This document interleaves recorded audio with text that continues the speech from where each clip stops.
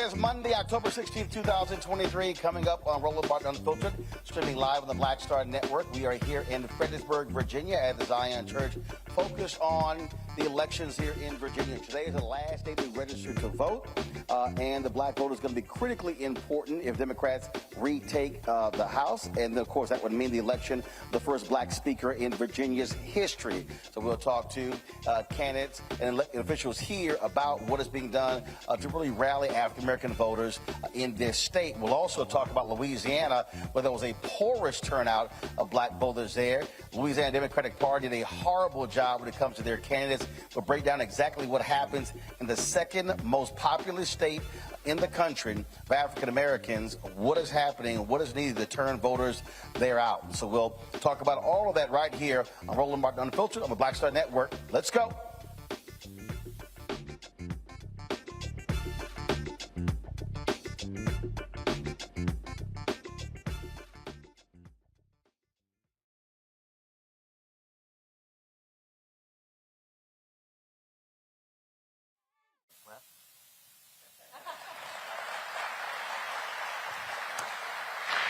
All right, folks, we're here at the Zion Church in Fredericksburg, Virginia, the third of our 5 town halls we're doing across Virginia, focusing on the election taking place next month. Today is the last day to register to vote in Virginia. And, of course, they got the provisional ballot stuff, but we don't focus on that because we already know how that drama goes when it comes to counting provisional ballots. And we want all votes to actually count. And we were making the point about how critically important, obviously, voting is. But when it speaks to our issues, when we talk about Louisiana in the next hour, we'll lay down exactly what happened there. Awful turnout there, where many people were expecting there to be a runoff. But in fact, MAGA Attorney General Jeff Landry actually won it outright. And some of the things that he tried to do as Attorney General, he certainly will do as governor. And none of those bode well for African Americans. But here in Virginia, you've got Glenn Youngkin, Republican governor, but you have Democrats who control the Senate. And if they're able to flip several House seats, then they will be electing their first black Speaker of the House in Democratic Minority Leader Don Scott. That is a huge deal leading into the 2024 presidential election. And so we want to get things started right now with a variety of folks here. But first off is Charnel Herring. She joins us right now. Charnel, how you doing? I'm good. Thank you for having me. Good to see you. Good to see you. You are chair of the Virginia House Democratic Caucus, and so let's walk through this because a recurring theme we're going to be talking about tonight is, again, the power of our vote. And I think for a lot of people, they say, well, you know what, African Americans, I hear this all the time, we only make up 20% of the state. Well, that is a huge voting block if used properly. That's absolutely correct. And what MAGA Republicans are counting on is that minority groups won't turn out to vote. I've heard them say, you know what, this is an off-year election, so, you know, in likelihood we're going to win. This is our opportunity to make our voices heard. We have better voting laws thanks to Virginia Democrats, but they are at stake.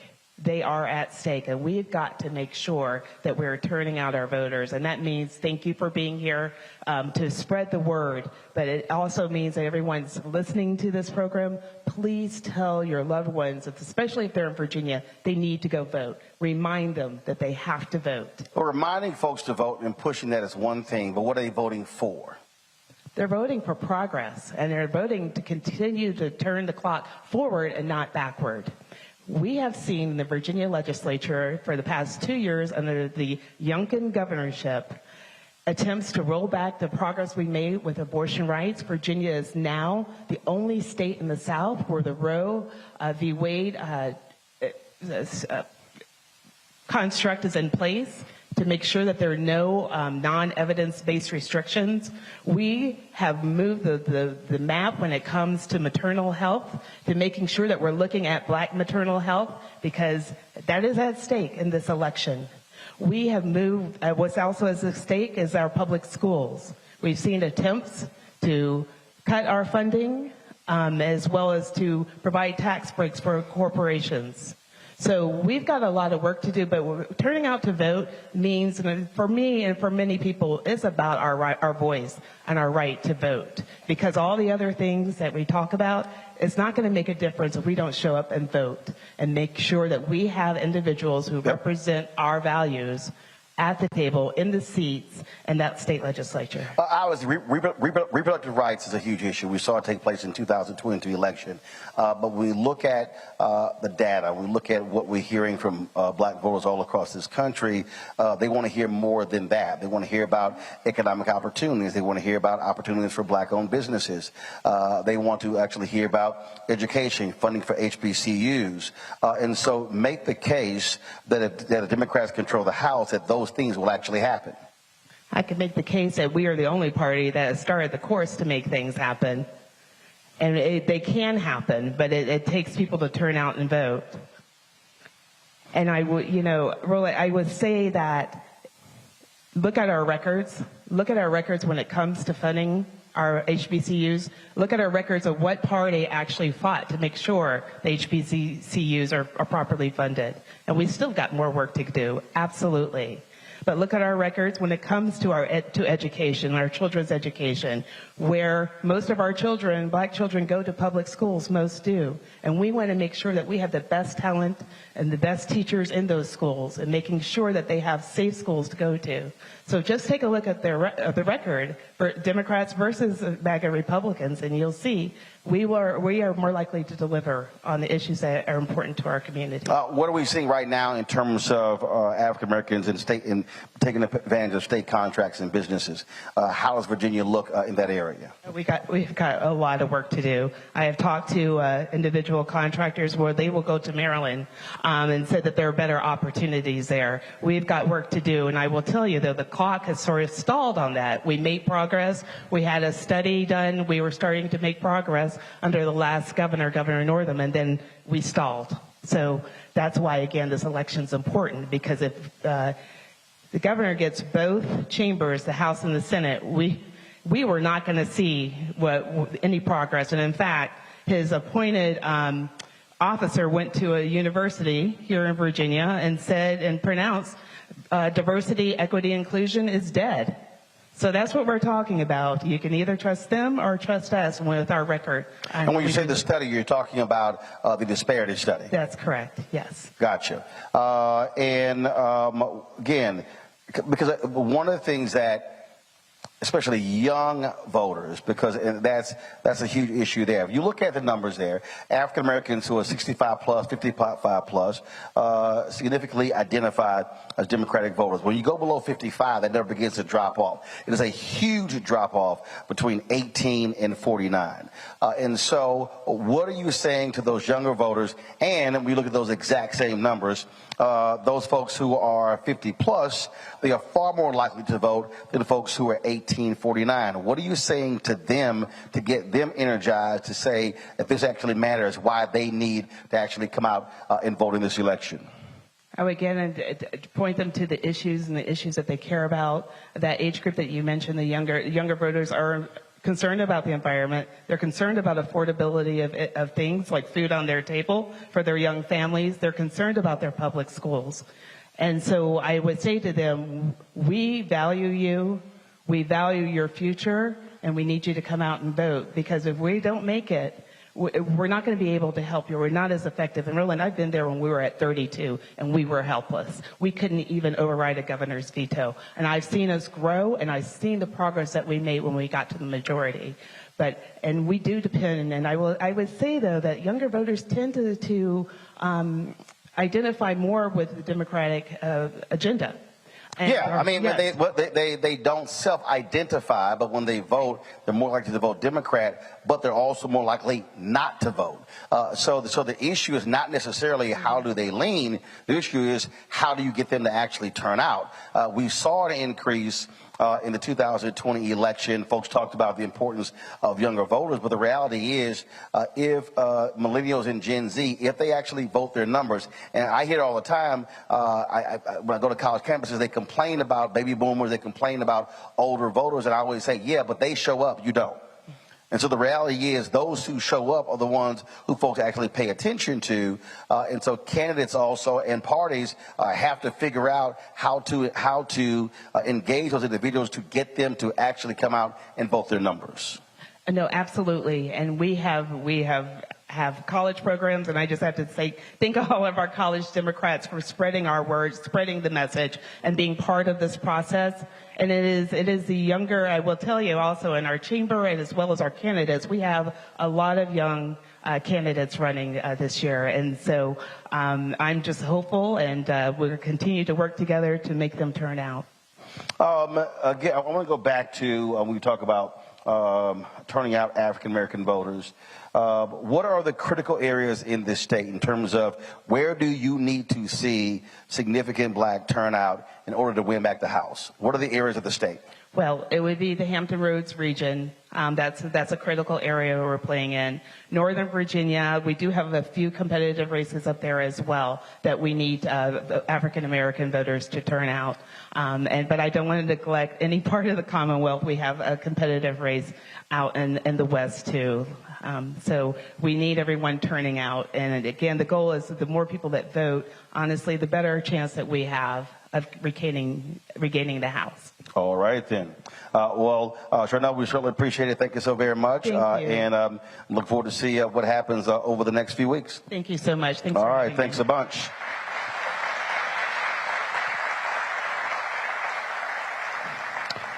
Right now, I want to talk about a couple of things. One, we're going to be joined by several folks. Gary Flowers, who's hosted the Gary Flowers Show. He's going to be joining us. Looking forward to having him here. As I said, we're going to talk about also what has been happening in Louisiana. And the reason why all of this is important because when I look at elections, when I look at what is happening around this country, in many ways, these things are connected. You can look at different elections to get a sense of where people are. And the reality is that there was a whole lot of apathy, if you will, that we saw in Louisiana. A lot of apathy there. And what we're also seeing again is you look at declining numbers. And so if you look at the last 5 or so elections, obviously you had significant black turnout in 2008 with the election of President Barack Obama. Then you saw, of course, a huge drop-off in 2010 with the midterm elections. You saw folks come back out in 2012. But then you saw in 14, 16, 18, and 20, and then 2022, you saw declining numbers.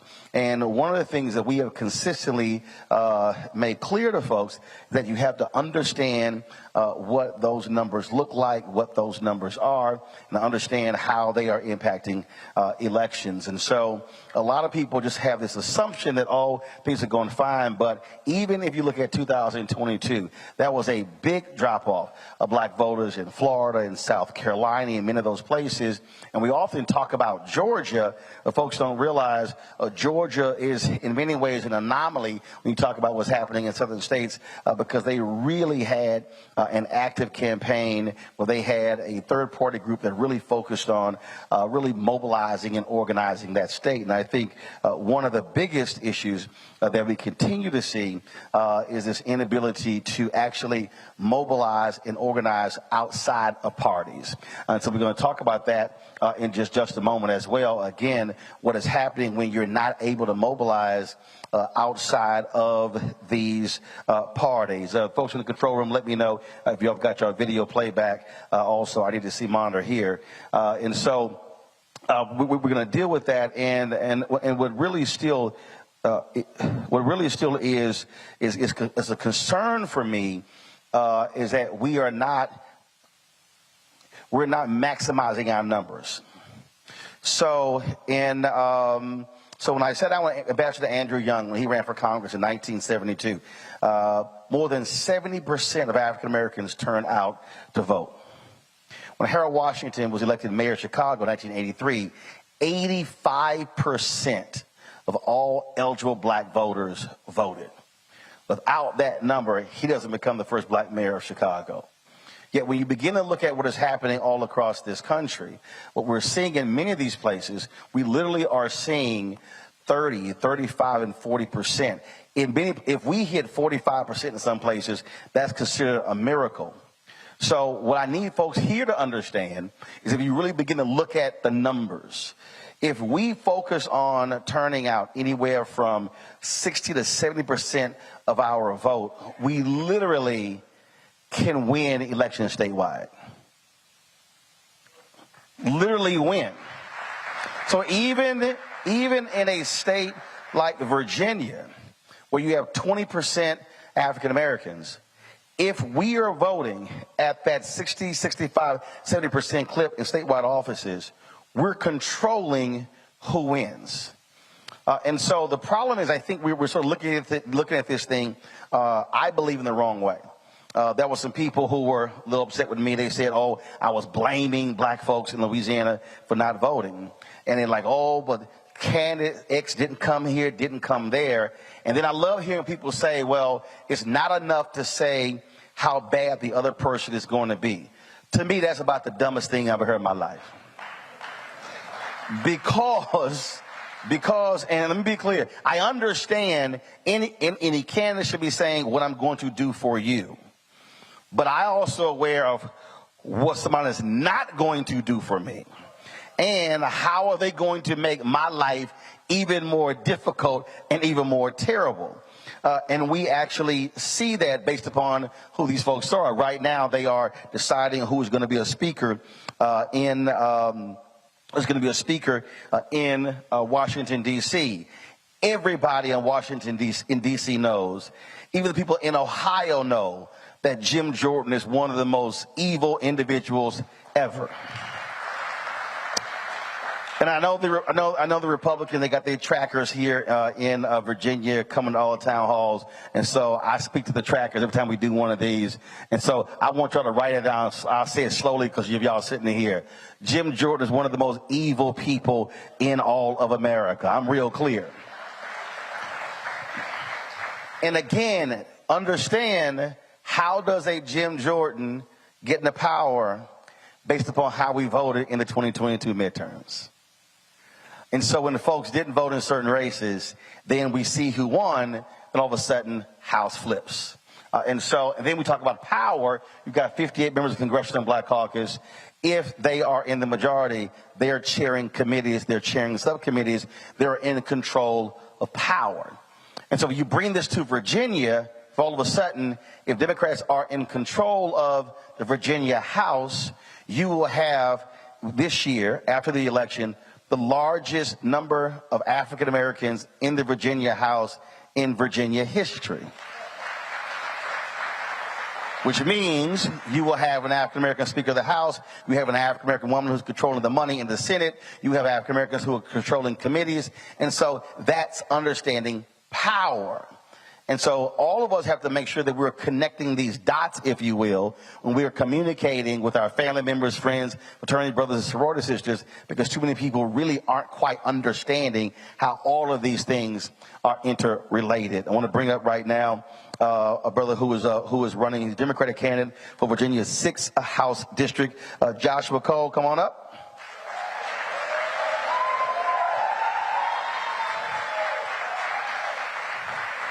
Joshua, how you doing?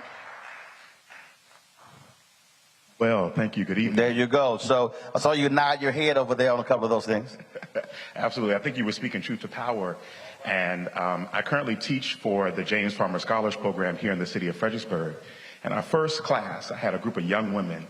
And I told them, I said, when we get out and we vote, take a look at who's in control of Virginia right now. We have Lily Louise Lucas, L. Louise Lucas, who's currently the president pro temp of the Senate in Virginia.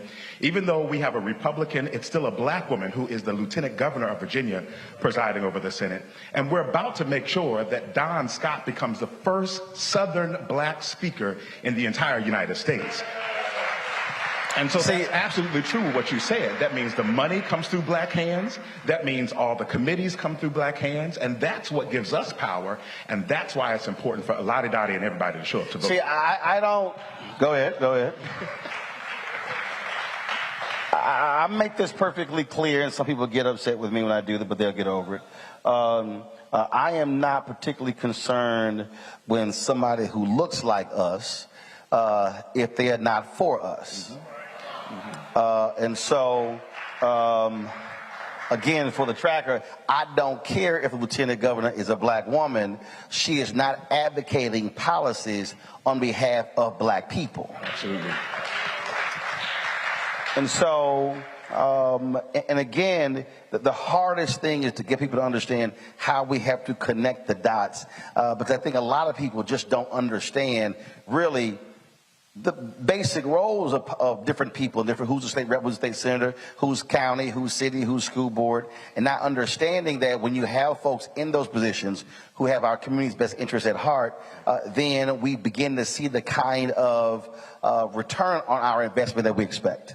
Absolutely. And I think it's key that, as you stated, we have to, one, understand who's at every single level. And right here in Stafford County, we are running an election. When you want to talk about the power of black people, every single state candidate for the House of Delegates running in Stafford County is African American.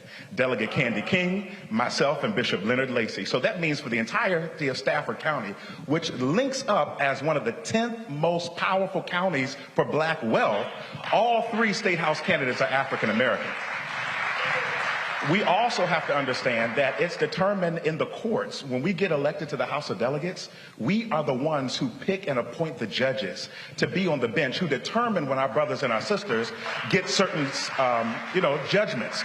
It's also imperative that we know who's running for Commonwealth Fraternity here in Virginia, who's running for sheriff, who's running for school board, and then we have to get behind them. We see the education system in Virginia is coming direct attack by this Youngkin administration. First of all, our governor lost $201 million by mistake and said, I don't know how I lost that education money, but y'all figure it out until I can find it. Then they are directly attacking our education by stating, we're going to take Martin Luther King out of the curriculum. We're going to remove the I Have a Dream speech out of the curriculum. Oh, and by the way, y'all can't even read Toni Morrison. And so we have to make sure that we are involved at every single level, from the dog catcher all the way up to the president. I want to stay on that point about in terms of what's happening in education. And I've been yelling from the rooftops for years that so many of us overlook school board races. We saw in 2022, and it really before that, where after the 2020 election, folks like Steve Bannon and others were saying, we're going to take over the school boards. And they began to attack critical race theory. They began to turn that into something that actually it wasn't, but they were all lying about it. You had people who are running these school boards in Virginia yelling, you're teaching CRT, and superintendents are like, no, we're not. It's not even taught. Even in undergraduate and college taught really on a graduate level. But we knew exactly what that was. They were pressing the buttons of white fear. Yeah.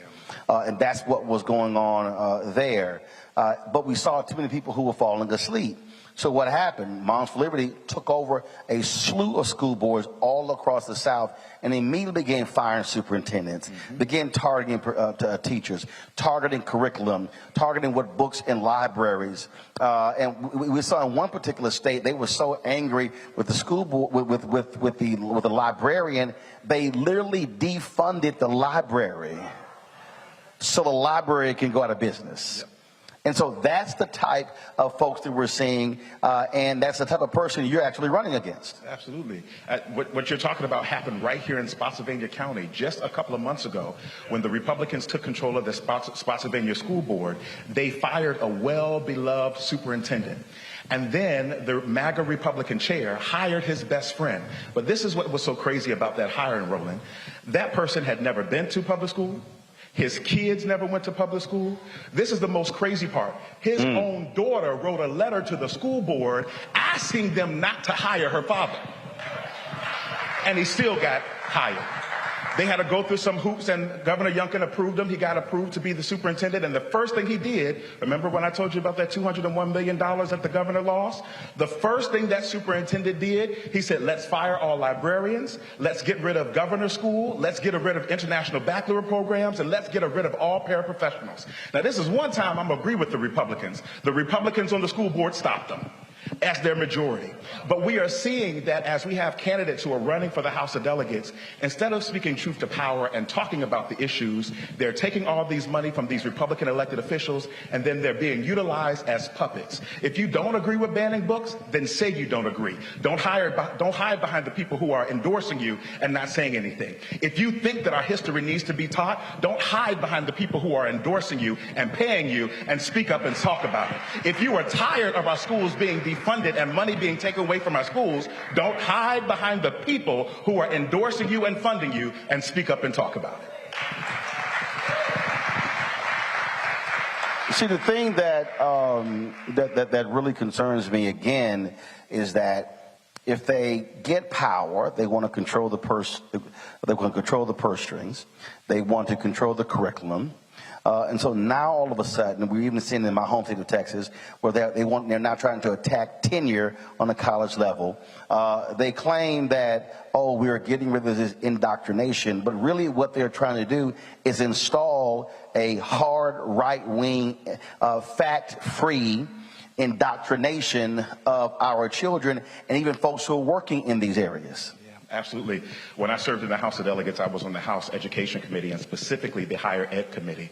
And what we have to make sure is that we are protecting, one, the ability for students to explore and to think, not control how they think. And I think what the problem is when these people and their beliefs are challenged, then they believe that people are being indoctrinated. No, we are encouraging our students to grow, think, and challenge the norms, and there's nothing wrong with that. But furthermore, we have seen that public education, whether it be the community college, the college, or the public school, has been attacked by the Republicans for centuries. And it's now catching up to us, where they have now been able to amass enough support to take money from our public schools, and now they're telling you, well, this is why you need to have a charter school. This is why you need to have a coupon to go take your kids to a private school. But baby, let me help you out. If your student is having problems in a school that the politicians have already taken money from, if you take more money from those schools and go to a private school, which is not regulated by the state, you are only moving the problem and you're not addressing the problem. But the other thing is this here, and this is, and I have no problem saying it, I have always been an ardent supporter of charters, but I want us to control them. Let me be perfectly clear. I want us to control them completely. The problem that, even right now in Texas, they've called a special session over a voucher bill. It's actually a scam. As somebody who supports school choice, who has an initiative called School Choice is the Black Choice, I know what is happening in Texas is a scam. Because what their goal is, and this is the thing that people don't understand, and I love when people say this, we want to make it open and they can go to private schools. You only have a certain number of seats. I've always argued that if you're going to provide a voucher program, it should go to the worst of the worst. What are the academic numbers? Oh, no, I'm not talking about trying to send that suburban child who their parents can't afford to go to the private school. Now they want to use that voucher to do so. No. Make it available for that low-income child who has no future, who has been going to, frankly, a failing school for 20 years. They don't actually want to support that. So that's really what happens there. And we've seen that here in Virginia. The governor talked about the voucher program, and then a report came out and showed that he was supporting wealthy families more than those who were actually in need. Right, and so that's when, for me, as somebody who supports it, I like to expose those individuals because they don't actually care about the poorest of the poor. They don't care about those kids who are not going to properly funded schools. We know exactly what that scam is. You served in the General Assembly, lost in 2021. Except for the folks who do not understand the role and the power of state rep, explain to them really what that is about and why it matters who is representing you there in that body. Absolutely. I think going back to what I mentioned earlier about appointing judges on the bench, When I was in the House of Delegates, we appointed the youngest African-American male to serve in the 15th Judicial District. That's right here in Fredericksburg, Stafford, and Spotsylvania. And then the next year, we came around and appointed Judge Jane Reynolds, the first African-American female to serve on the bench in the 15th District. And so that means when our brothers and our sisters and our kids go to court and they're encountering situations and circumstances, we now have at least 2 judges, 3 judges on the bench who can live through lived experience eyes and say, you know what, I'm going to send you to community service, but you come back to me, then I'm going to send you to juvie. We now have the opportunity to give people second chances and the option not to mess up their life because of a mistake. We also look at what happened in the Education Committee. I participated in a board that helps do research on how to implement I'm having a brain freeze right now. Implementing reparations in the black community. And it wasn't just about giving black folks checks, but it was about how are we going to do scholarships for black people who want to be teachers and make sure they can get full school rides. What are we doing for black and minority SWAM, small women and minority owned businesses, to make sure that they're getting the first opportunity? What are we doing about this now that we have legalized marijuana and we're moving towards the industry part of it? How are we going to make sure that black owned businesses are right there in the front line instead of Philip Morris and Altria? Those are the type of discussions we were having when the Democrats and the African Americans were leading these committees. Now, mind you, now that the Republicans have control in the House of Delegates, they only have 1 elected Republican, and he doesn't chair anything. Well, that's a big difference. That's a difference. You're now in the final days, and what do you believe? In terms of, you look at the last election numbers, what do you believe you're going to need to win? Absolutely. As we're looking at numbers, the last district I ran in, the 28th House District, was a Republican gerrymandered district. So when I won in 2019, it was a miracle. I shouldn't have been elected in the first place as a nappy-headed black boy from Stafford County. But now we're running in a brand new district which slightly leans Democrat, that has not been gerrymandered. But what's more important is, with this district being about roughly 18 to 20% black, the same thing as our state, it's a little microcosm of the Commonwealth of Virginia. We need lottie-dottie and everybody to show up. And we need to make sure that people understand this race is about our freedoms. But I heard someone say the other night that for people who felt like they never had freedom, for people who felt like the system never worked for them in the first place, it's going to be even harder to convince them to show up to vote. And this is what I've been encouraging people as I've been talking on the doors. You look at me, and if you feel like I look like you, I'm going to fight for you. If you look at me and you hear how I'm talking, I'm carrying the issues that you are concerned about the most. We're talking about schools. We're talking about traffic. I don't know which way you came, if you had to deal with traffic coming down here, but I got friends that... I was asleep, so... I have friends that come through here. Deshaun was dealing with traffic. I was asleep. And they say, I don't like... That's why I pay him to drive. They're like, I don't like coming to Fredericksburg because your traffic is possessed. We can have an opportunity to invest in a regional transportation authority that will keep our funds right here. We have the opportunity to invest to make sure that there are businesses that are bringing good paying jobs so that the people who commute up and down to D.C. every single day will be able to work here and spend more time with their children and make it to their football games. This is what this is all about. Hold tight 1 second. I'm going to go to break. We come back. We're going to take some of the questions, folks here. I'm sure they got some questions for you, so we'll do that. Also, a little bit later, we'll be chatting with my man Gary Flowers, radio talk show host, talk about politics here in Virginia. And we'll also we'll have some guests who are joining us from Louisiana, talking about what happened there this weekend as well. Folks, we're here at Zion Church in Fredericksburg, and so glad to be here for our third town hall here in Virginia. And so we'll look forward to coming right back. You're watching Roland Unfiltered right here on the Black Star Network.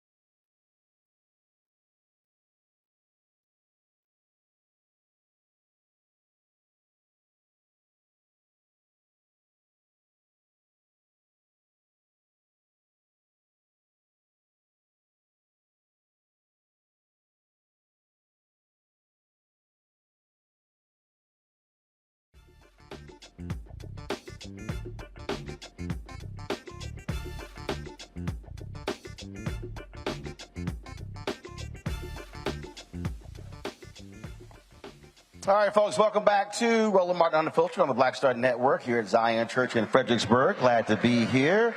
So we're going to do this here.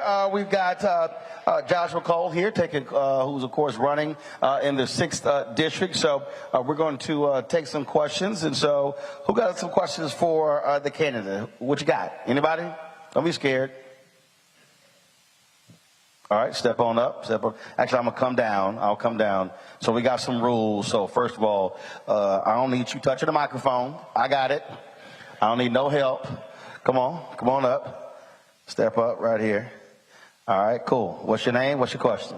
My name is Sharon Bethune, and I do represent the American Federation of Government Employees, the largest union representing federal employees. We were talking about education. And one of the things that I do know is that the Virginia Lottery designates so many millions of dollars every year to K through 12 public schools.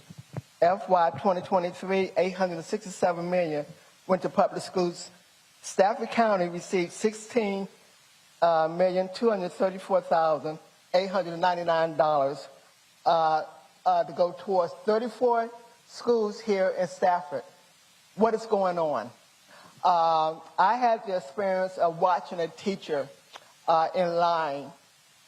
She was brought to tears because she was in there buying supplies for her students, and her husband told her that they could no longer afford for her to be a teacher because too much of her money was going back to the classroom. But yet we hear about the Virginia Lottery giving us so many millions of dollars. Where is that money going, and why isn't there more oversight?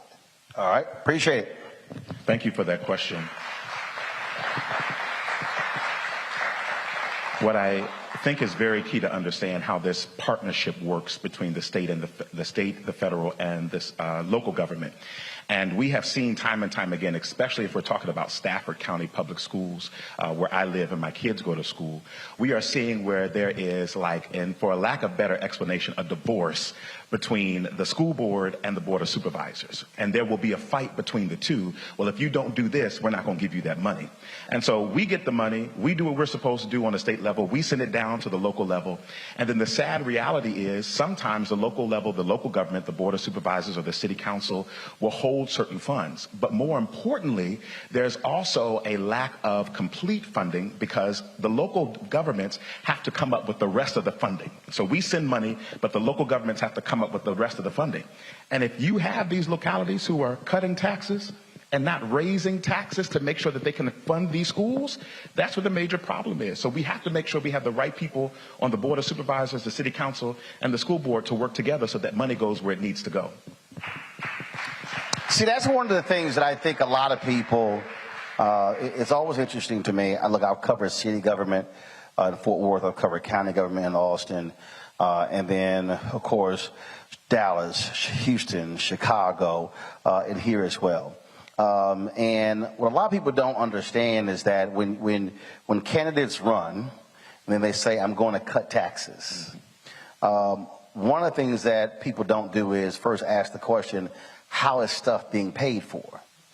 And the reality is, for me in Texas, we don't have a state income tax, but you will have hospital district, school district, you have property taxes. And so people love to say, hey, cut taxes, but then when you cut taxes, you're decreasing revenue that's coming into government. Then all of a sudden when people start making cuts to government, and they go, why are you making cuts? Well, it's real simple. Decreased revenue, you got to sit here and actually cut something. And that's just one of the things that I think a lot of folks aren't really putting together when we start talking about how government is actually funded. Obviously, people want to keep as much money as they can, but they also want potholes to be filled. They also want certain things that government provide, and that's literally what government provides. I don't have children, But I understand the importance of a school district, because if you actually own a business, you want to make sure that kids are being taught, because you're going to be employing individuals if they're staying home. And so I think a lot of people really don't connect those dots. And we're talking about, when we hear candidates say, I'm going to cut your taxes, well, you better start asking, what else are you going to cut when you cut taxes? That's right. Yeah. Questions? Who else we got? We got one question here. We got, come on up. Step on up.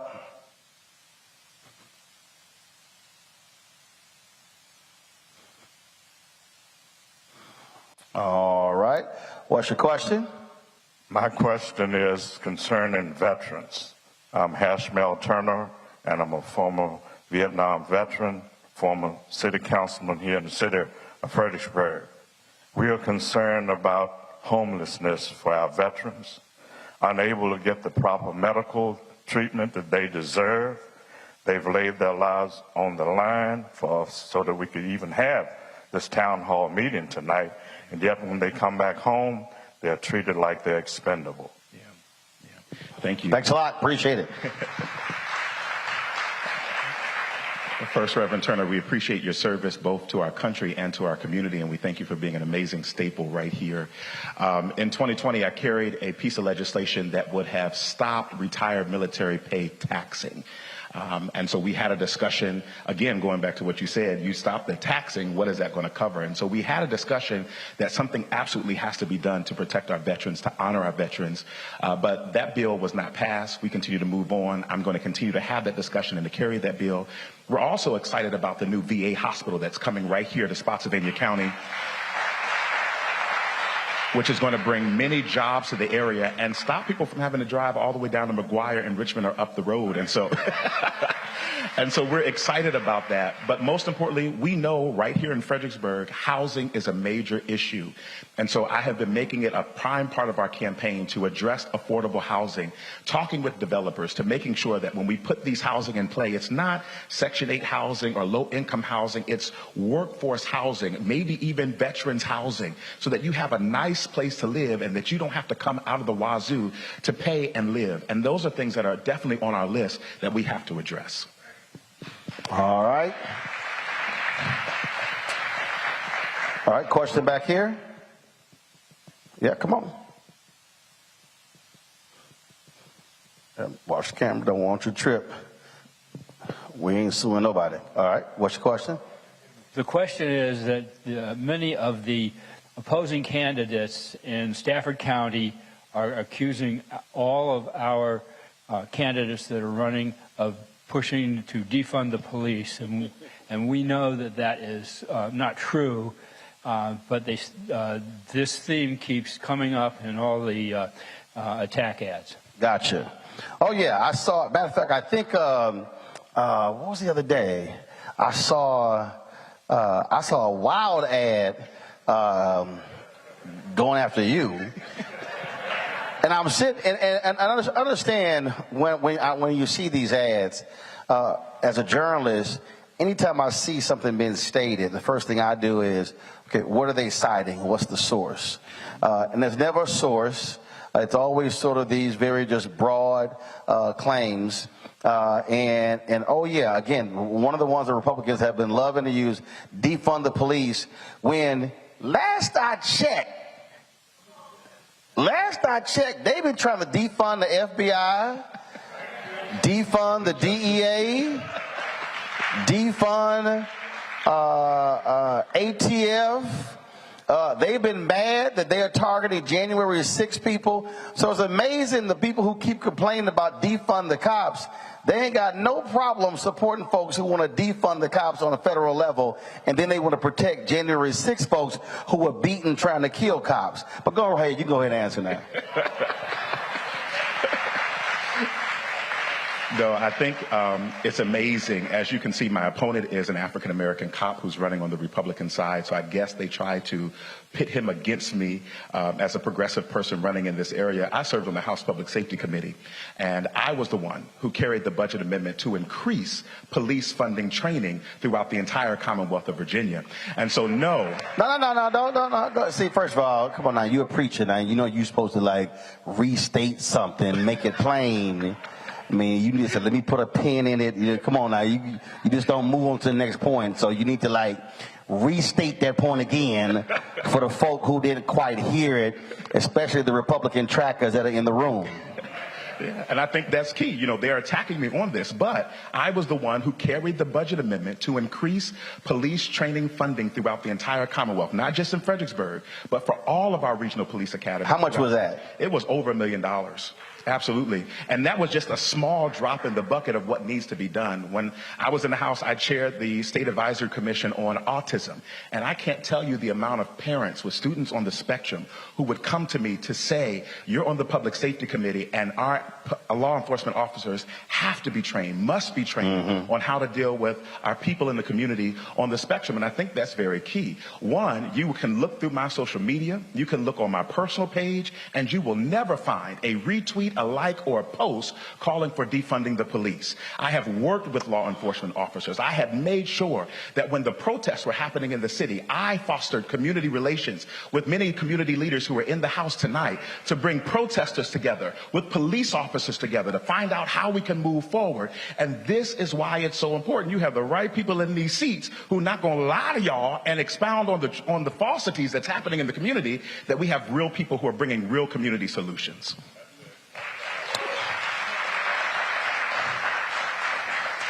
So what you're saying is, which camera is on me? Which camera's on me? The center camera or that one? This one right here? The center camera right here? All right, so what you said, this is the slider. What you're saying is Lee Peters is a liar. I know we in church. But what you're saying is he lying. He's a bought and paid for liar because he has received the most money from Governor Youngkin and the current Speaker of the House. Just checking. See, I like to make it plain for folk. All right, anybody else with a question? Come on, step on up. Yeah, I'll make it real plain. Lee, you lying. All right.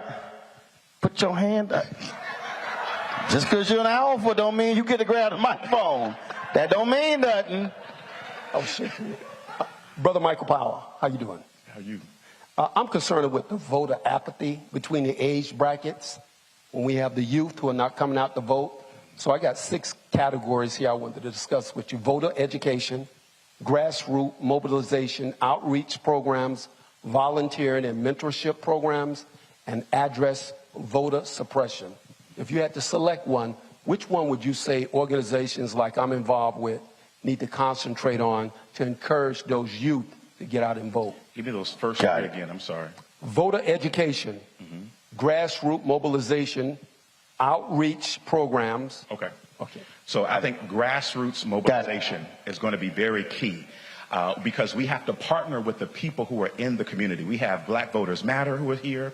I see local pastors like Reverend Herman Gladney, who has a civic engagement ministry at Emmanuel AME. We need to partner with these local grassroots organizations who have already done the work. We don't have to work harder, we got to work smarter. And so there are already organizations that are in the community, and we need to partner with them. This is so key. When I was elected in 2019, I was one of 3 members of the General Assembly who were under the age of 30. I'll state that again.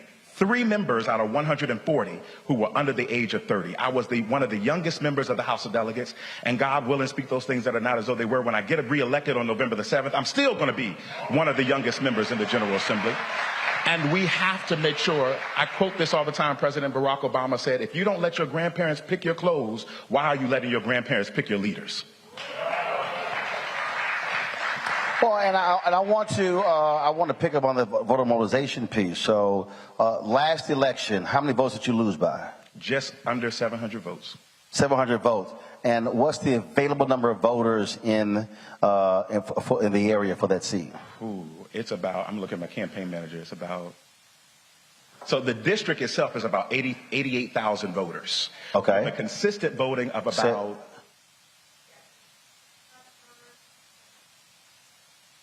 You need 13,000. Gotcha. And how many did you get last time? Last time we were right about 12,000, I think. Gotcha. Yeah. So here's one. So I'm gonna answer your question in a different way. And what I'm talking about now is old school. So one of the biggest problems I believe, and we saw this with Hillary Clinton's campaign in 2016, is that folk get so caught up in new technology. They get caught up in algorithms. They get caught up with polls say, when there's really only one poll that matters, and that's the last one is how people actually vote. So if you look at that, polling data is also public, meaning you can actually go pull the data and see how every precinct in the district voted in the last election. Not just in the 2021 election, you can look at how those same precincts voted in the 2022 election. And so then what you then do is, this is what every group can do. What you then do is you say, okay, if you got to get 13,000, you look at where did he get the votes in 2021, and then go, okay, where are the weak areas? Meaning, where are the high propensity, and when I mean by high propensity, where are the people who are likely to support him? Where are the people who are likely to vote? And if you look at a precinct, and that particular precinct has 800 registered voters, but only 40, 80, or 100 people voted, that means in that precinct alone, it's 700 potential folks to touch. And so then you also know, because it's public also who's registered, you can go to folks' door. So what happens is, I think one of the greatest mistakes, and I had somebody who was they thought they were trying to criticize me on social media by saying, well, I wish these media figures, who are talking politics would come out here and do phone banks and mobilize and organize, and he was trying to suggest that I don't. What he didn't realize, because he didn't learn how to read a bio, is that I was 8, 9, and 10 standing outside of polling locations passing stuff out because mom and daddy were working campaigns. My parents have actually run phone banks. They worked on the campaign like Houston's first female mayor, Kathy Whitmire. So they've been precinct judges at a voting location for the last 30 years. So when somebody tries to ask me, they know what I'm talking about, I actually lived it, because every election, because we were free labor, we had to work elections. So I kind of know what I'm talking about, considering I had to go door to door when I was 10, 12, and 14 years old. And so I love the people who understand that. But that's literally what should happen. Folks in here, different groups should be saying, so let's say you got alphas, you got AKs, you got deltas, you got kappas, omegas, you got Prince Hall Mason, you got Eastern Star, you got Links, you got all these groups, you got church groups. Folk need to stop trying to do everything by themselves. If the Divine Nine says, all right, we're going to target these 3 precincts, and then another organization, we're going to target these 3, how many precincts in the district? 18. They're 18? Oh, this ain't that hard. So it's 18. So literally, if groups say, we're going to take this one precinct, and we're going to blanket that one precinct, and other groups say, we're going to take that one, you now all of a sudden have folks putting their energy in the right place. So one group's not trying to hit all 18. You could just focus on one. That's what has to happen for us to drive our numbers up. So I think a lot of us, as you said earlier, are not working smarter when it comes to these elections. We're trying to all do the exact same thing when it makes no sense whatsoever. So we have to maximize our time and our resources. That's what has to happen. So today is the last day of early voting. Then between now and the election day, when does early voting end? Early voting ends the Saturday before, so on the 28th. That's the last day of early voting. Gotcha. So go ahead. November 4th. Early voting is November 4th. November, the 28th is when it starts. So focus right now has to be on driving folks to vote early. And then the election is? November the 7th. Now you have those 3 days to say, okay, who didn't vote, and then hit them that way. that's where the targeting then has to be. And then I think, again, when you target, and then if you talk about within a fraternity or sorority, you got your graduate members and your younger members. And so again, parsing folks out that way, that's just going old school, and that's how it used to be, where they weren't so caught up in, again, the algorithms and the technology. It was old school, going door to door and hitting folks 3, 4, 5 times. Did you vote? Did you vote? Did you vote? Well, they're going like, man, I'm so sick of y'all coming out. If you go vote, I ain't got to come out of your house again. But that's literally how folk used to do it. And we're still doing that right now. Since July, I think I've knocked just shy of 5,000 doors in the 65th district, and we're still going to be knocking until Election Day to pull Lottie Dottie and everybody out. And I've already hit people's doors 5 times. I promise. I knocked on the door on Saturday. I said, Mr. Johnson, this is my last time coming on your door. But I just need you to answer me this question. Can I count on your support? And do you plan to vote early vote or in person? I'm going to vote in person, and you good. We're going to support you. So I appreciate that even though they're frustrated, they still tell us they're going to support us. Right. Well, first of all, how you talk, you were probably talking to somebody who was 65 plus, so they going to vote. So I don't even know. Let's just be real clear. They got a plan already. Yeah. It's them other folk who ain't got that. So that's the deal there. Any other questions before I let Joshua step aside? Anybody else? Anybody else? Are you walking up here with a question, or you just walking? Girl, you don't just be walking in no church. Like, you either coming up here laying some money on the altar or praying. You don't just be walking forward just because. You better put your finger in the air so we know what you're doing.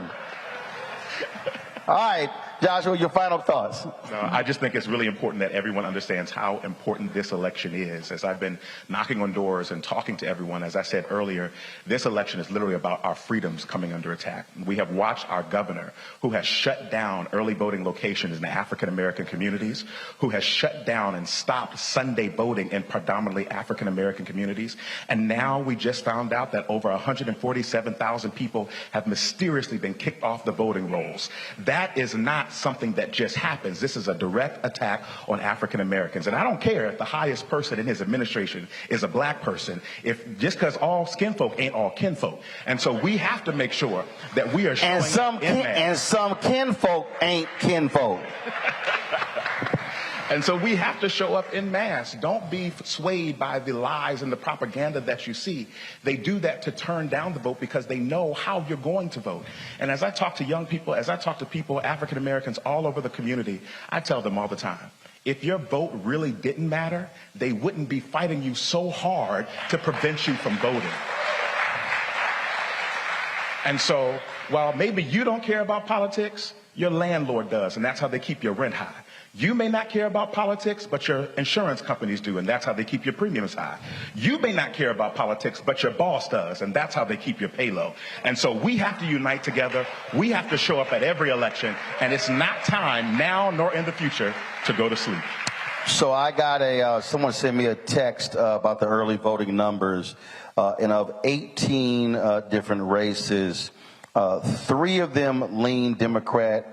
5 are competitive, 3 are strong Republican, and 7 lean Republican. And so that's also why early voting actually matters. And then actually when I'm looking here, when you're talking about 13, 15,000, I'm looking here 3,000, 3,100, 3,200. So what we're seeing is folks are going to be hoping most folks turn out. So the reality is, what you would prefer, correct me if I'm wrong, you would prefer that early vote number be as high as possible, so you're not hoping they turn out. And again, and that's the thing, people, they are hoping people turn out, as opposed to, no, I got to get them out. Absolutely. And that's what we've been working. As I have over thousands of volunteers going out, knocking on thousands of doors, we are encouraging people to go show up and vote. I was just knocking in Spotsylvania County, literally next door to the Breezewood Shopping Center where early voting is going. And I was telling them, y'all can go vote right now, right next door. It's right there. There you go. And so as we will walk you over. We're going to be all right. Right. All right. Josh McCall, we appreciate it. Thanks a lot. I appreciate it. Thank you, sir. I'm gonna go to a break. We come back. I'm gonna talk with Leonard Lacey, who's running for Delegate District 64, and then we're gonna talk about what happened in Louisiana. All of that's next right here in Roland Unfiltered, right here on the Black Star Network. Back in a moment.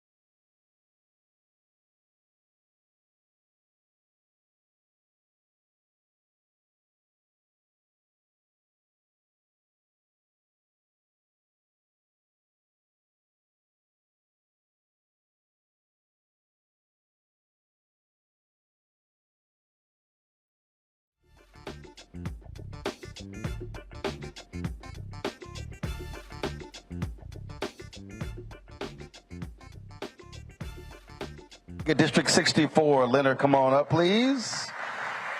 Glad to have you here. First off, it's going to be a little hard for them to say you want to defund the police. Yes. Explain why. Things got to change. We got to press forward and continue to go forward and not back up. And I think where we are in the state of Virginia right now, if we lose this election, meaning the party, we're going to be going in reverse, and we don't need that. When you hear, folks from the other side make those claims, you serve as a state police officer. I did. For quite some time. Right, 33 years. And the thing that's interesting to me, I talk to black cops all across this country, and I have noble executives on the show all the time. And they stop me all the time saying, keep doing what you're doing, because we know what it's like inside of these departments and what needs to happen to have better relationships with the public. And so how important will it be for someone like you to be in public office on this very issue, who knows this issue quite well because you did it for 3 decades? Well, it's important because of education. I believe all systems of our government and even in some of the industry, there need to be some re-education going on. If you think about it, law enforcement go to school, get their training pretty much in doing investigation and how to write tickets.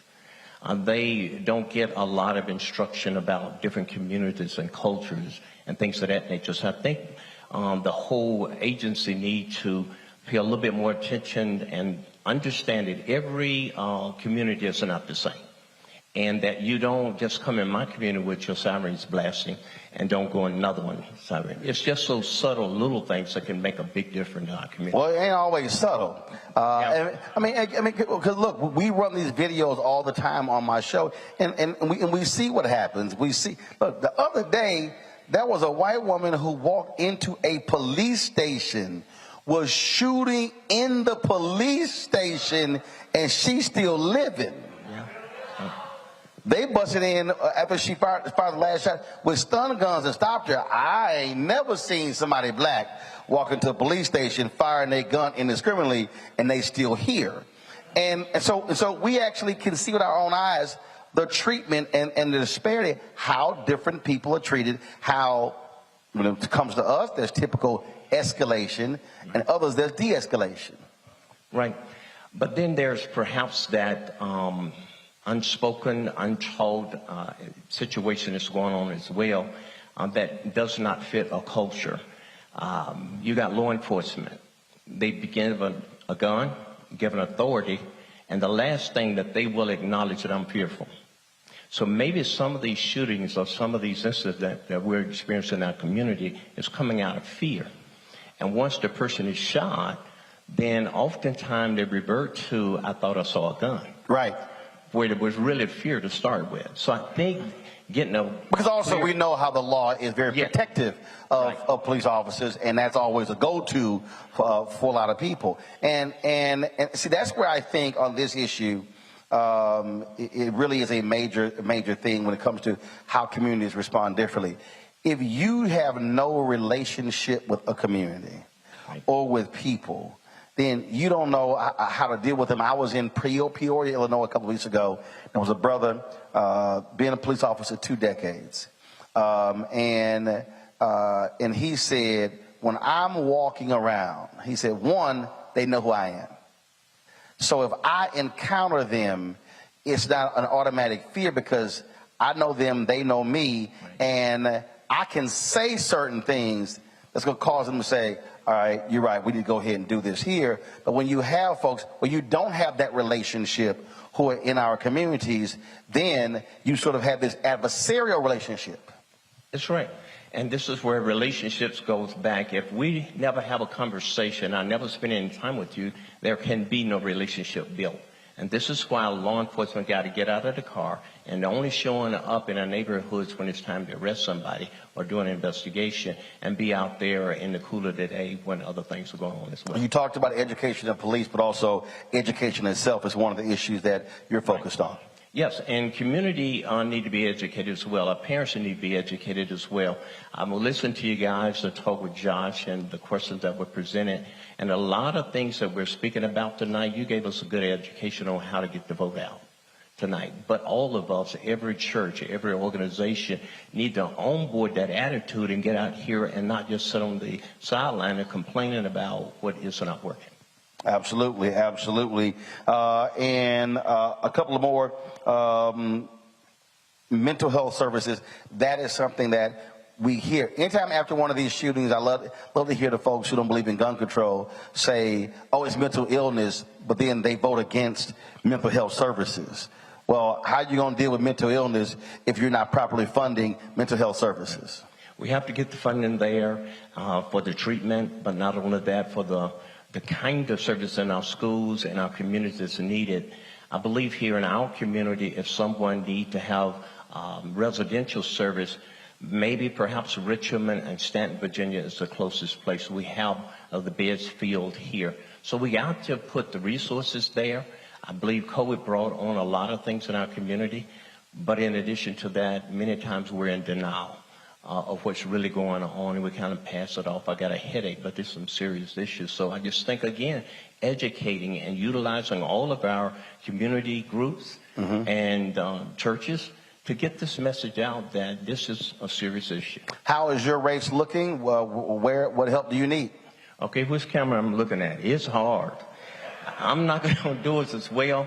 But volunteerism is difficult. Not getting the resources to fund, to buy some of the TV ads like Josh got. I saw him the other night on TV looking good. Haven't got there yet. So I'm out knocking on more doors. It is a red district. It's a hard district, but I got one thing going for me is that I'm out there. I know the community, been there in the community since 1977, and know pretty much the heartbeat of what's going on. All right. Well, then you need to tell people how to contact you. If you need some help, where can they go? What's your website? The website is laserfordelegate.com. I'll even give you my cell number, but it's going to be when you come to my table and get it from me. I'm not going to shout it out like that. We want serious people to get on this campaign trail with us. We need to vote from the top down, make this thing happen so we can make history. One thing, Roland, that's going to happen in Virginia. History will be made this year. Either way. Either way, good or bad, and depend on. And I don't want to hear no mouth. They go the other way.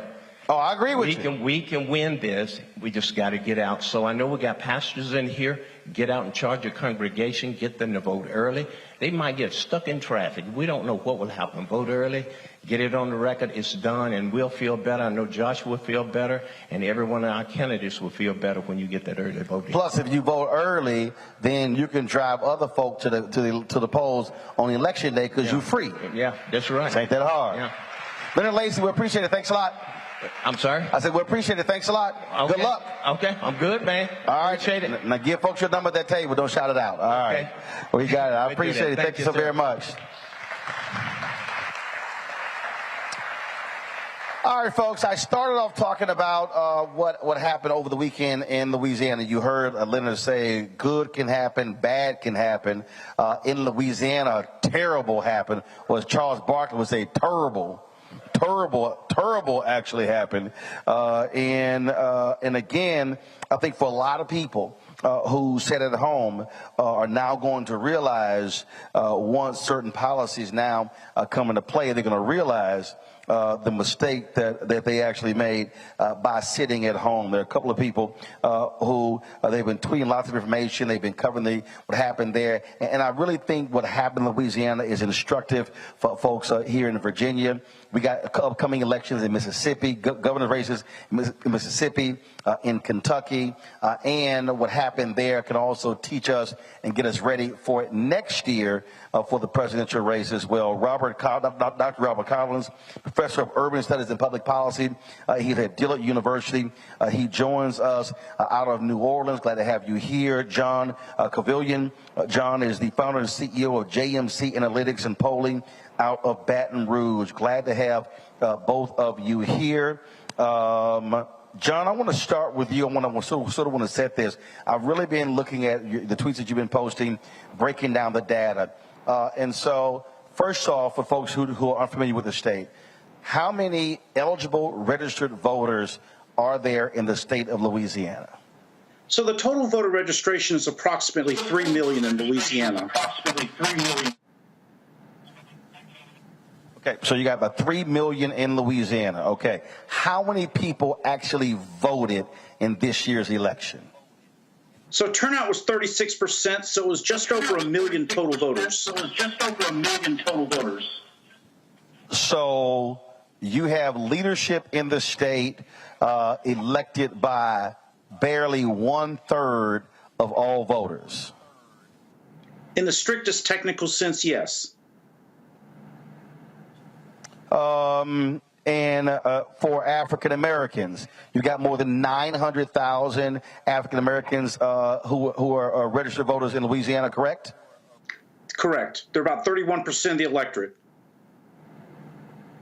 31% of the electorate, and we made up what percentage of this year's election? My estimate, based on the precinct data I saw and the early voting data, I'm estimating an approximately 24% black electorate when all is said and done. Whoa, so not 24% of those who voted. Of all those voters, all the black voters in Louisiana, 24% of the 900,000. Correct. Robert, I'm in a church, I'm trying not to cuss, but Robert, what the hell happened? Well, Roland, today I went and did some unscientific polling, and what I did was I walked through City Park in New Orleans, and I asked people whether or not they voted. I didn't ask them how they voted because that's private, but I asked people whether or not they voted, and if they said no, I didn't vote, and I asked why didn't you vote. And the responses I got was normally along the lines, well, it's not going to matter anyway. We're a conservative state, no matter what you do. It doesn't matter if Jeff Landry won in the primary or in the general. He was going to win in the general election anyway. So I got a lot of old boss, new boss, same as the old boss. Kind of responses.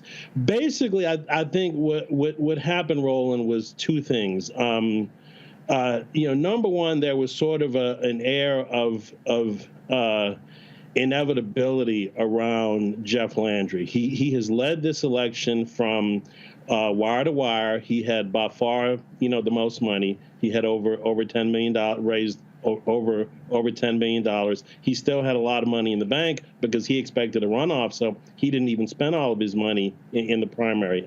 He only participated in one debate, and despite that, in all the pollings, he led wire to wire, and so he was locked in. Most people did expect a runoff, even up until yesterday. So it was basically a surprise yesterday, and I think what happens when you get voters in their mind, when they get this air of inevitability locked in, they then the election becomes boring to them, and if it becomes boring, they don't participate. The thing about Louisiana voters are used to really big, large, colorful personalities, interesting people. We're the home of Huey Long and Edwin Edwards and really outsized characters. And when you have sort of a low key race like this, and you don't have colorful characters, people get bored and they stay home. And then the second issue is we don't really have a legitimate opposition party in the state of Louisiana right now. The Louisiana Democratic Party has no real structure to it, and so it is not a get out the vote. Doesn't have a get out the vote apparatus. It doesn't have a candidate recruitment apparatus. So you don't have Democratic candidates down ballot to help with. Robert, hold up, Robert, freeze right there. How in the world does the Louisiana Democratic Party not have a get out the vote apparatus? That's what they're there for. Yeah.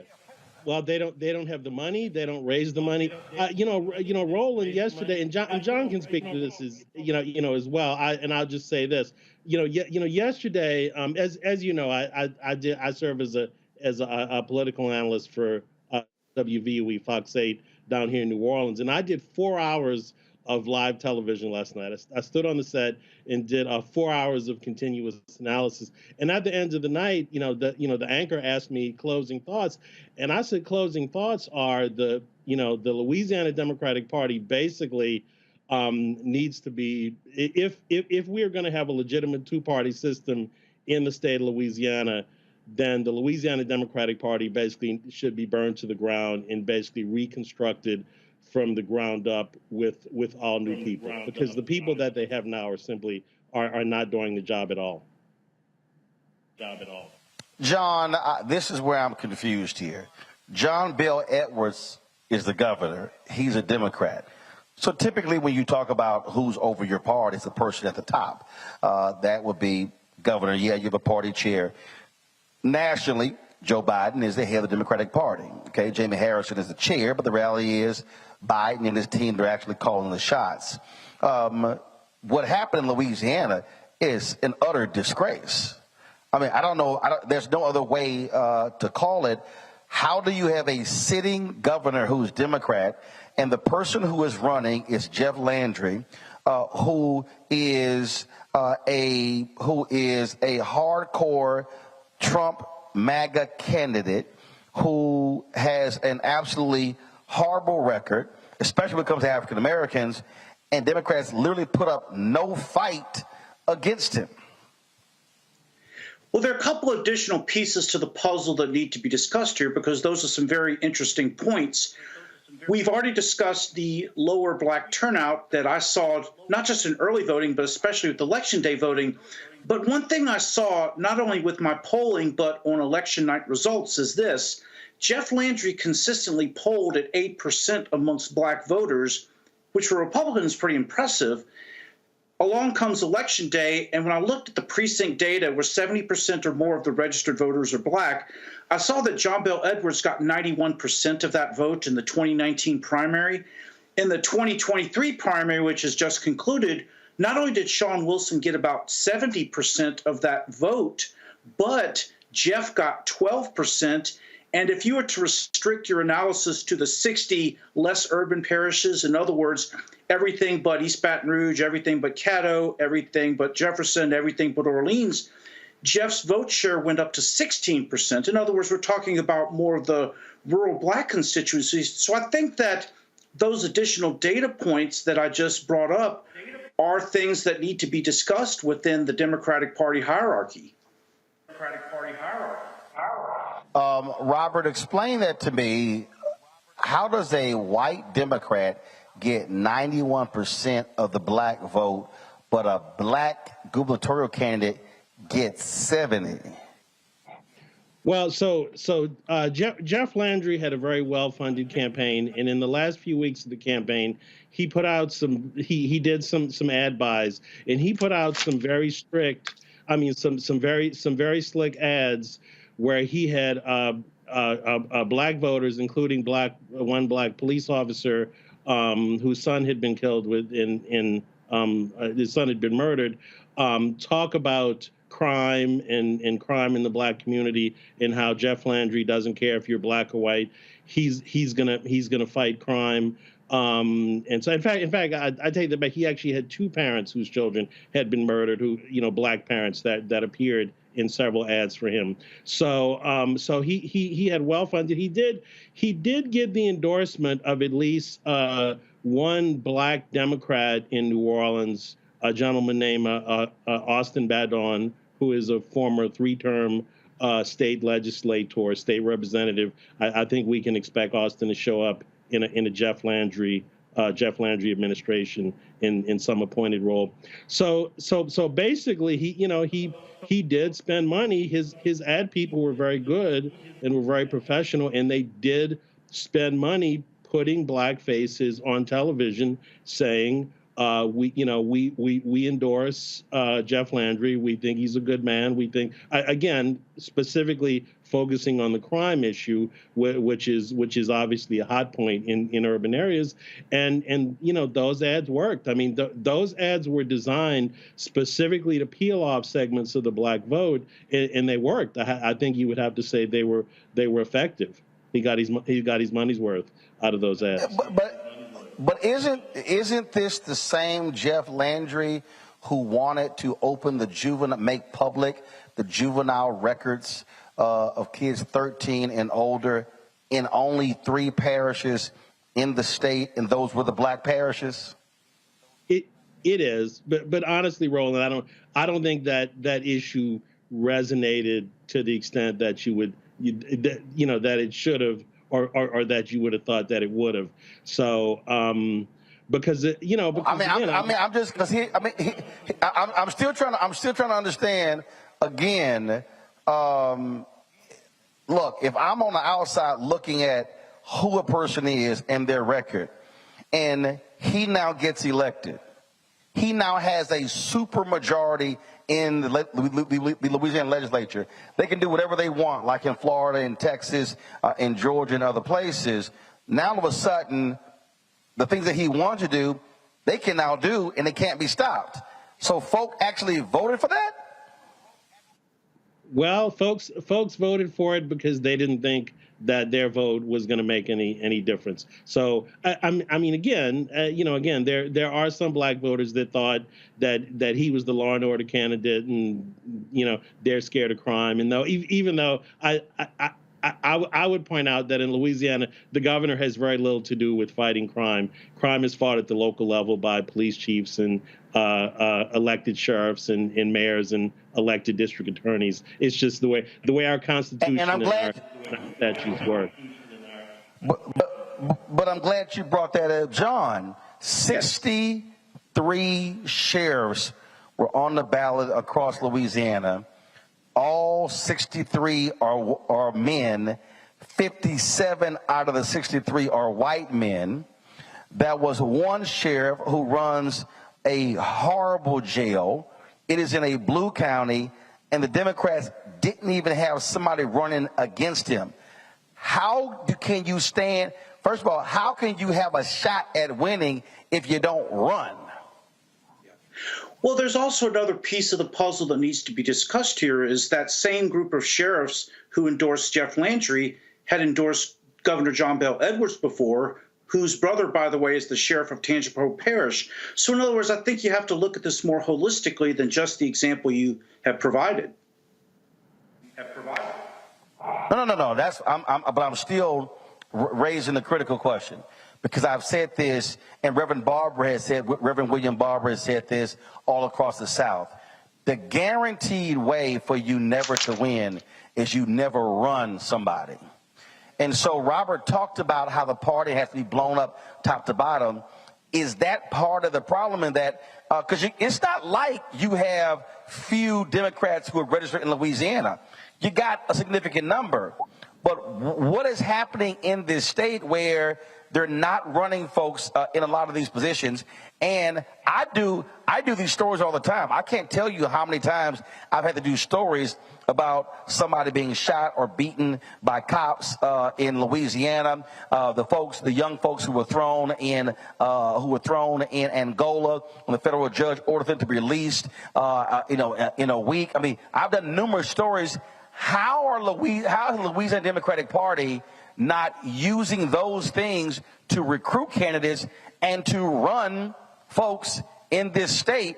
Because what took place on Saturday is an absolute national embarrassment, with the second largest population of African Americans of any state in America. Well, when you talk about the embarrassment, I think there's something else that needs to be discussed as well, and that is there's an implicit assumption that black voters would always be nearly unanimously Democratic, and I've seen that begun to change in very recent times, specifically since the pandemic started. Donald Trump, for instance, received double the percentage of the black votes he received in 2016, and while that's not yet a statistically large number, when I see data points like that, and Jeff Landry getting 12% and 16% in more rural parishes, Billy Nungesser, our lieutenant governor, got 30% of the black vote. I think the assumption of black voters being automatically wed to the Democratic Party is perhaps one that is changing as we speak. Well, first of all, that is the case, Robert. And I broke this thing down because young African Americans are not self-identifying. That's why I didn't make the point about party. I made the point about issues. And so, Robert, from your vantage point, how is the Louisiana Democratic Party not pinpointing those issues that African Americans care about and then not using that to their advantage in elections? Well, the Louisiana Democratic Party doesn't have an issue operation. It doesn't have as I said before, doesn't have a candidate recruitment operation. If you talk to local candidates on the ground, like let's say Democrats that are running for state representative in New Orleans, and you ask them, has the party done anything for you? They would say no. They said that they will tell you flat out, Louisiana Democratic Party is irrelevant. And it doesn't matter. It doesn't do anything for them because they don't raise any money for them.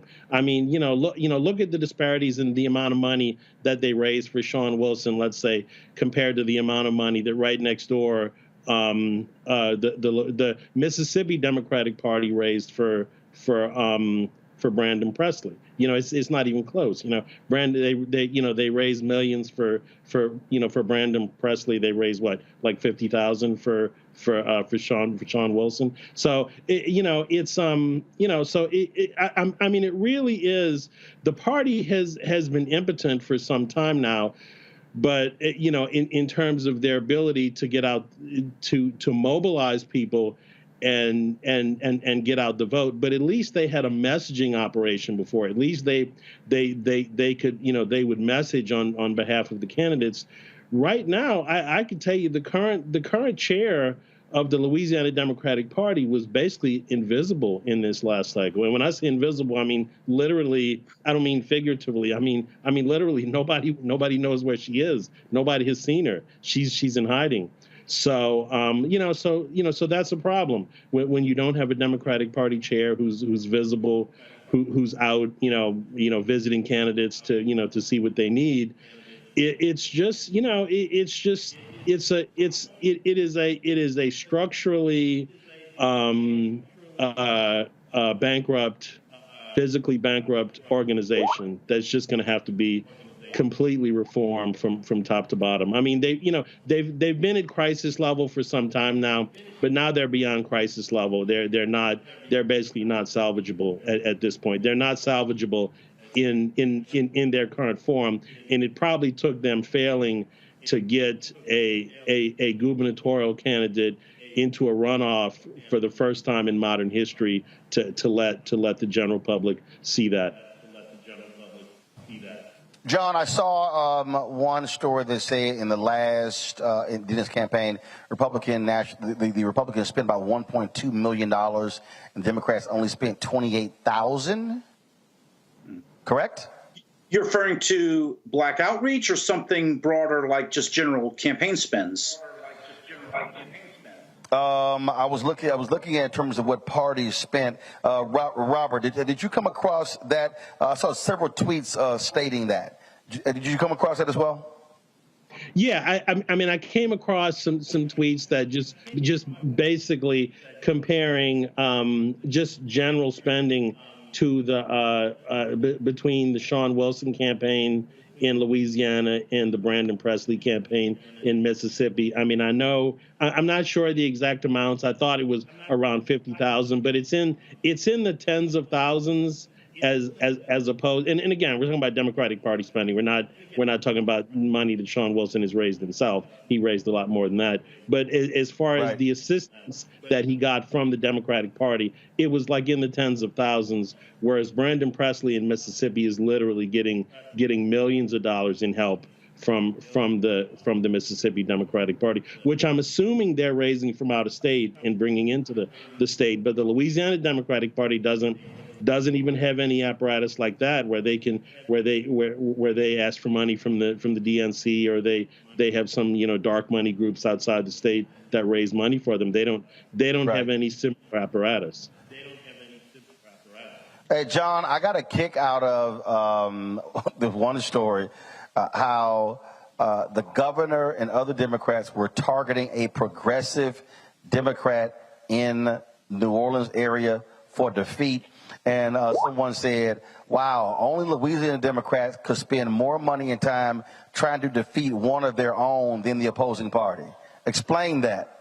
And I'll admit to you that was something, Roland, that genuinely puzzled me, because the district that you're referring to, which, by the way, is down the road from where Dr. Collins' school is, but the district we're referring to is a solidly progressive district, and Mandy Landry, who is the incumbent state representative, fits it like a glove. So the thing which I will admit to you I don't understand the rationale for is, if she fits her district like a glove, why would the governor spend, or should I say divert resources to getting her defeated, when he should have been keeping his eye on the ball and helping Sean Wilson? And by the way, the challenger to she got 66% of the vote. Correct. And my polls showed her she was always solidly in the lead. So it is a question of misplaced priorities that I genuinely don't understand, especially since there were allegations about the challenger, who Governor Edwards endorsed, had a history of voting in a Republican primary before. So, I think we're talking about far broader issues than just Sean Wilson. We're talking about a misplacement of focus and priorities. Yeah, All right, last couple of questions from.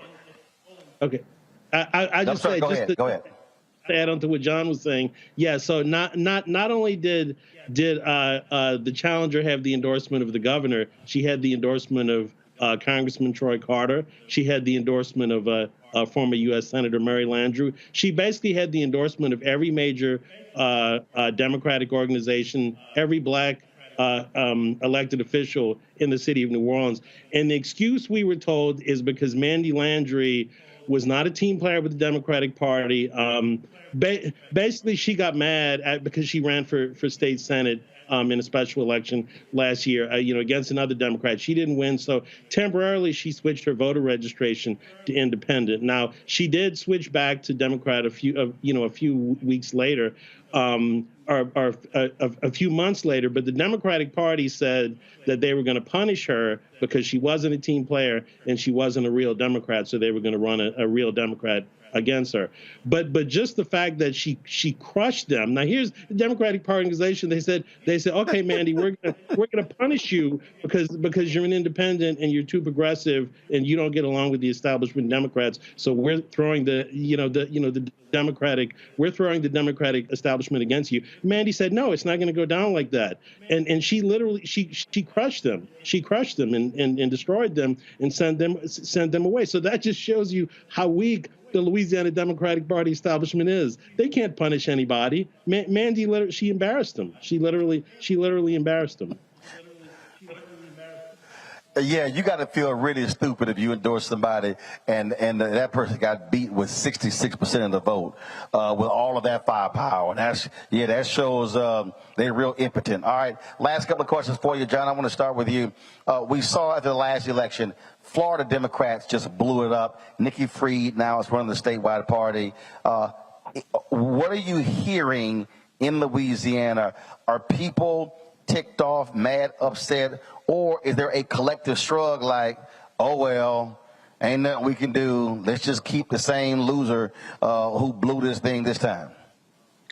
Well, I do think that given that there is increasing factionalism within the Louisiana Democratic Party between those who are primarily in New Orleans and have more of a progressive bent versus the historical base of the Louisiana Democratic Party in rural areas, that kind of factionalism is something that the current party chair has to deal with.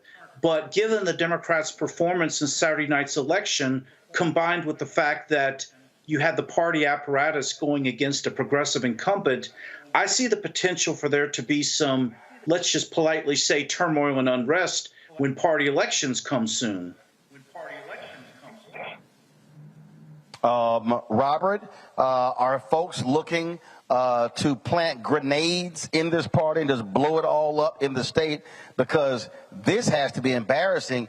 And if you are a member of Congress or you are a representative or you're a state representative, state senator or whatever, you should be just grossly offended by what took place. I mean, I get losing, but they lost. Like they would. What's that team that played IMG, the football that wasn't even a real high school, and they got blown out? That's what it looked like for Louisiana Democrats on Saturday. Well, I can tell you that was Bishop Sycamore. They weren't even a real team, a real school. Yeah, well, I can tell you who's really fired up. The progressive wing of the party, the people that supported Mandy Landry, they're fired up right now. And the establishment folks are sort of in hiding right now because they know that they're going to get the blame for the loss yesterday. So they really haven't, come out with any statements. They haven't really said anything, basically because they know folks are going to be coming for them. They know folks are going to be coming for their heads, basically. So so I would agree with John. And in the next round of elections for a Democratic State Central Committee. And all the various parish executive committees, I think you will see a slew of progressives running against the more moderate establishment Democrats, and I think you're gonna see some knockdown, drag out races, and we're gonna have a struggle for the soul of the party, and people are gonna have to make a decision. Is the party gonna just settle for its position as an irrelevant party and basically try and form coalitions with the Republicans in the state legislature? That's what I expect them to do in the short term. I expect the old line groups like the Legislative Black Caucus to form as a block, and what they normally do is that, like, for example, there'll be a Speaker of the House election, there'll be a conservative candidate and a more moderate candidate, and they'll try and cut deals with the more moderate candidate and swing their block behind the more moderate candidate, and in return ask for some committee chairmanships or some other considerations. That's what they're going to do in the short term.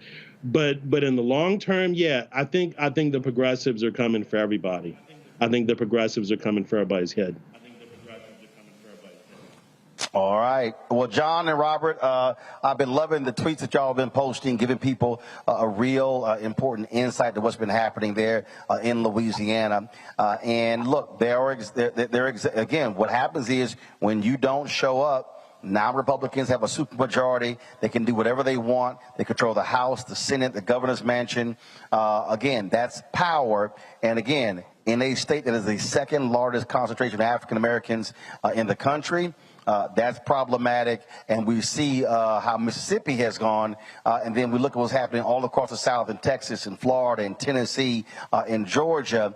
And so I think a lot of folk over the next 4 years are going to be saying, we better wake up and pay attention and make some changes, or this thing could get even worse. Gentlemen, thanks a lot. Thank you. Thank you. All right, then. So what y'all make of that conversation? Wow, wasn't it? So this is the reason why I talked about earlier when I was talking about going directly to those precincts, when I was talking about issues. I have never self-identified with the party. So for me, I look at issues. I look at who's running and what they have to say. But the other thing that I think that we have to do, and this is critically important for all of us, and look, I'll be 55 in November, and when I begin to look at the future, the political decisions that we are making really have to be made not necessarily for us, but for nieces, nephews, children, and grandchildren. And I lay this out in my book, White Fear, How the Browning of America is Making White Folks Lose Their Minds. What we are seeing right now across this country, we are seeing the locking in of hard right positions when it comes to the Supreme Court, when it comes to the federal bench. And I was having this conversation with a few friends, and I was on a panel at Congressional Black Caucus Foundation, ALC. And Ellie Mister was on the panel, and Ellie is a hard charger, and he said, man, we just lost it for the next 50 years. I said, actually, Ellie, you didn't. He's like, what do you mean? I said, well, here's a perfect example. So there are about 930 federal judges in this country. And I said, Obama got blocked by more than 100. Trump appointed more than 200. I said, I got it. Biden and Harris have appointed more than 100 judges. I said, let's say they get reelected and they control the Senate. They're going to be able to appoint another 200 plus judges. That's 300.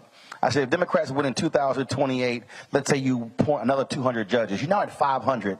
You will now have appointed half of all federal judges in the country. I said, so you're focused on, well, we lost because you've got 6 conservatives on the Supreme Court versus 3 liberals.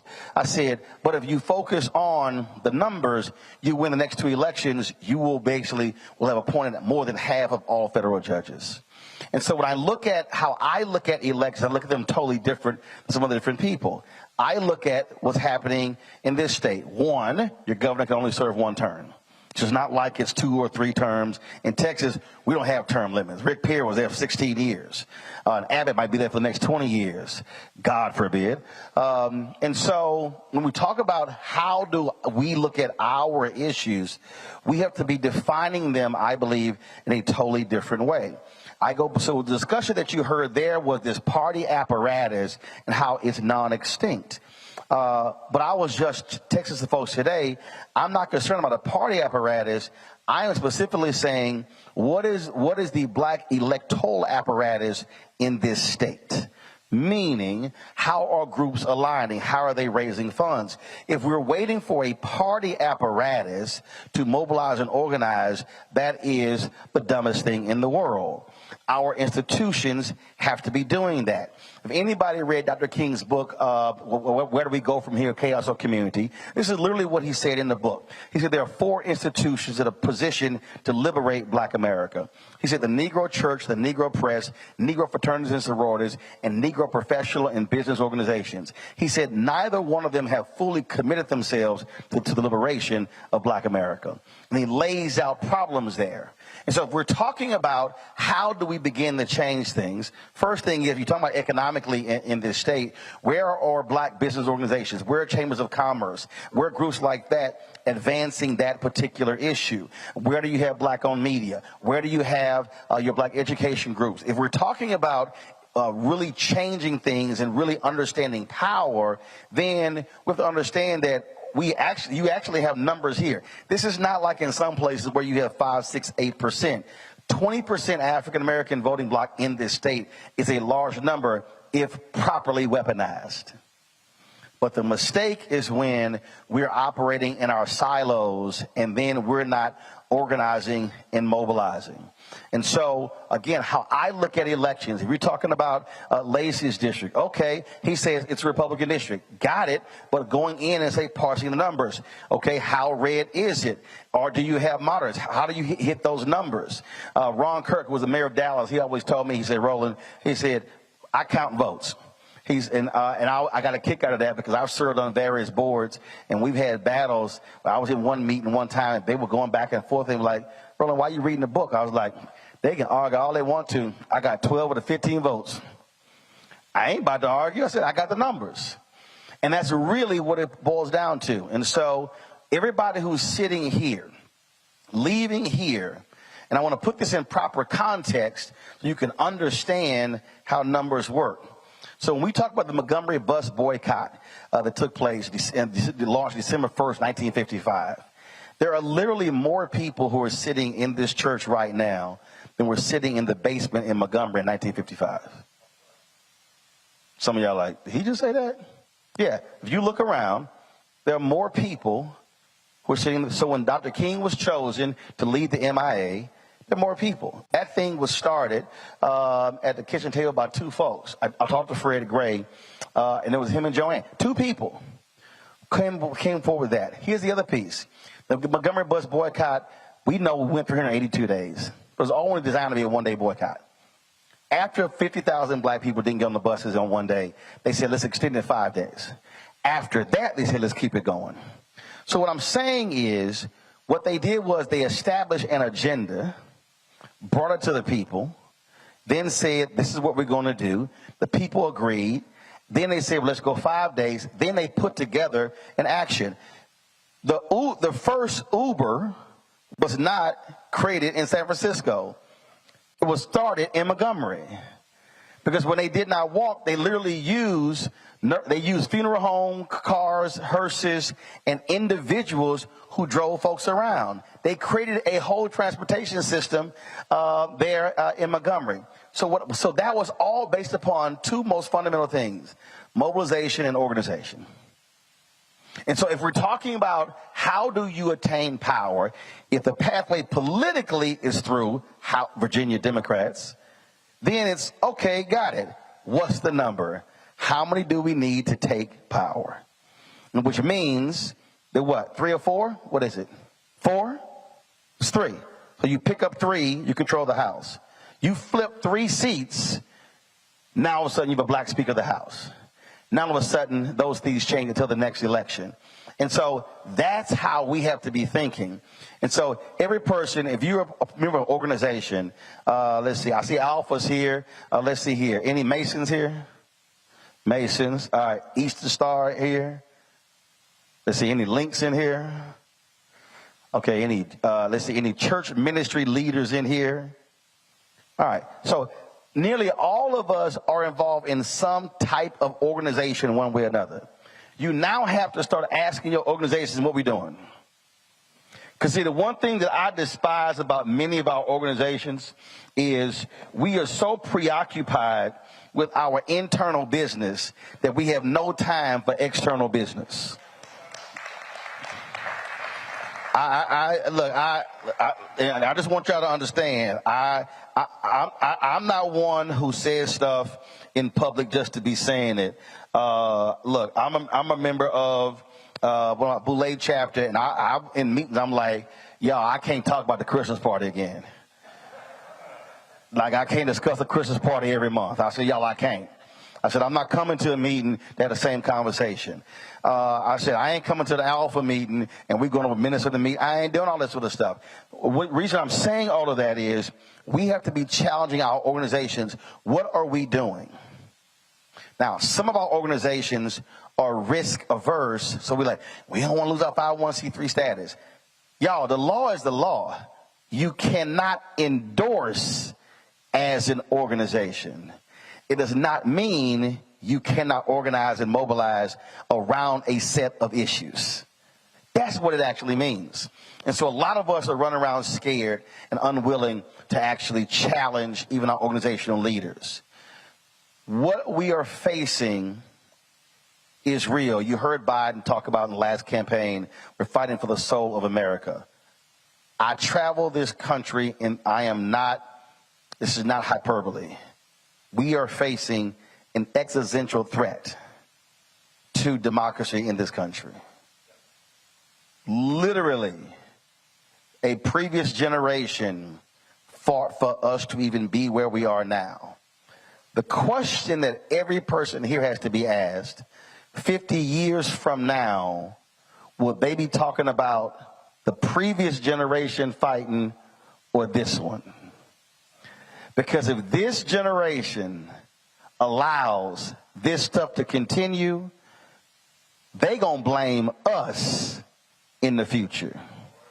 And I can tell you right now, I ain't trying to have nobody sully my name saying when he had an opportunity to do something, he didn't do it.